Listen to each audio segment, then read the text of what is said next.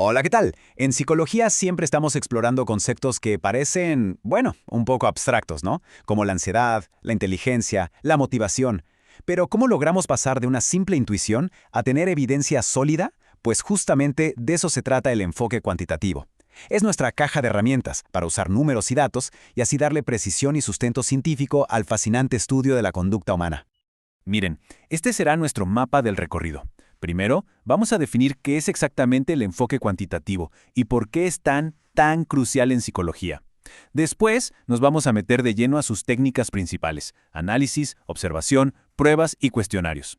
Y al final, cerraremos con dos pilares que lo sostienen todo: la validez y, por supuesto, la ética.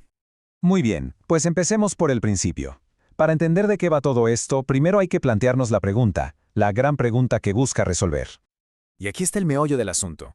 La mente humana es increíblemente compleja, es subjetiva. Entonces, ¿cómo es posible medirla con el rigor y la precisión de la ciencia?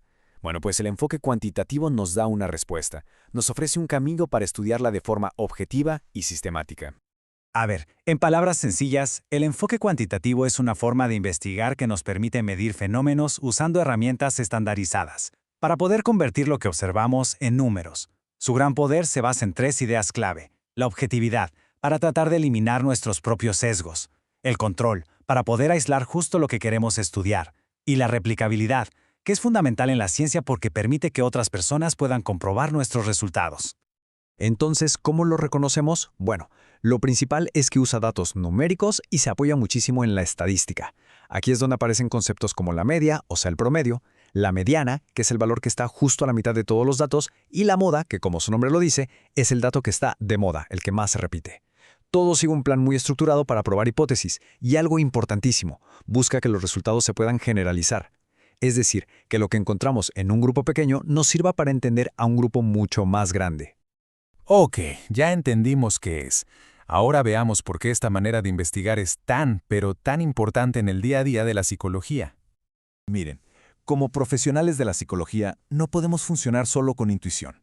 El famoso ojo clínico es valiosísimo, claro, pero necesita un respaldo científico sólido. El enfoque cuantitativo nos da justo eso. Así, cuando decimos que un paciente parece tener un nivel bajo de autoestima, no es una simple corazonada, es una conclusión que se apoya en datos, en mediciones concretas. Y esto lo vemos en todas las áreas, ¿eh? En la clínica, por ejemplo, se usan pruebas como el WISE para medir la inteligencia o el inventario de Beck para la depresión. En el área educativa se pueden aplicar cuestionarios para ver cómo está el clima en un salón de clases. Y en la psicología organizacional se usa la observación estructurada para medir, con números, el desempeño de un trabajador. Este punto me parece genial por lo claro que es. Pensemos en cómo medimos las cosas en el tiempo.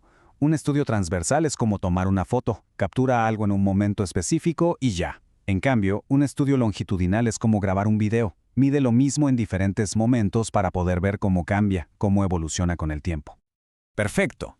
Ya vimos el qué y el por qué. Ahora vamos a la parte más práctica, el cómo.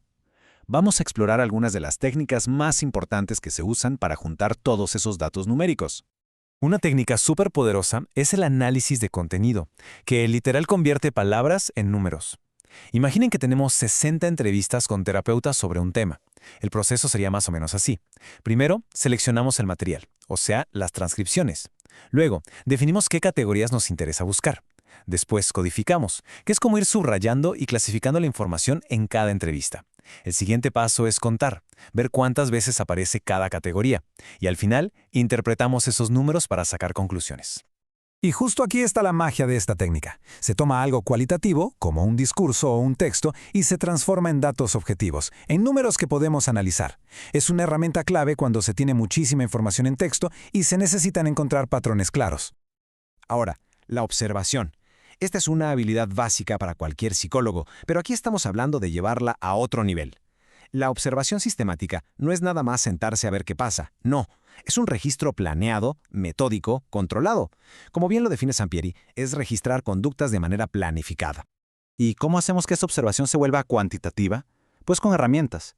Por ejemplo, si se está observando a un niño en la escuela para ver si hay posibles signos de autismo, no solo se mira, se usa una lista de cotejo para marcar si presenta o no ciertas conductas, o una escala para registrar qué tan seguido interactúa con otros niños.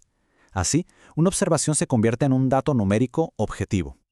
Continuemos con las herramientas que probablemente son las más famosas del enfoque cuantitativo, las que casi todo el mundo conoce. Claro, hablo de las pruebas estandarizadas, como las escalas WIS de inteligencia o los inventarios de personalidad como el MMPI. Son instrumentos diseñados para medir cosas muy específicas, y para que sirvan de algo, tienen que cumplir con dos criterios sagrados: validez y confiabilidad. Y aquí, de verdad, hay que hacer un alto en la responsabilidad profesional. Estos procesos de evaluación le cuestan tiempo y dinero a la gente.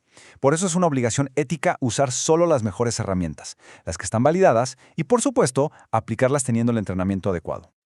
Oiga, maestra, ¿y los cuestionarios qué papel juegan en todo esto? Excelente pregunta. Claro, no podemos olvidarnos de los cuestionarios.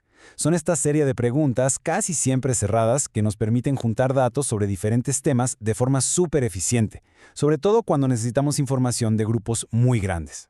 Pero como todo, tienen sus pros y sus contras. Sus ventajas son muy claras. Nos dan control, precisión y sus resultados son fáciles de generalizar y de replicar. Sin embargo, también tienen sus límites. A veces se puede perder la riqueza del contexto, de la experiencia personal. O sea, un 4 en una escala del 1 al 5 no nos dice el porqué de esa respuesta. Y sobre todo, su éxito depende totalmente de qué tan claras sean las preguntas. Una pregunta mal hecha puede arruinarlo todo. Y bueno, ya para ir cerrando, llegamos a los cimientos, a lo que sostiene todo este edificio de la investigación cuantitativa. Los principios que nos garantizan la calidad del trabajo y nuestra responsabilidad como investigadores. Hay dos conceptos que son la piedra angular de todo: validez y confiabilidad. La validez responde a una pregunta muy simple: ¿mi instrumento de verdad está midiendo lo que yo creo que mide? Y la confiabilidad se pregunta: si uso este instrumento varias veces, ¿me va a dar resultados parecidos, consistentes?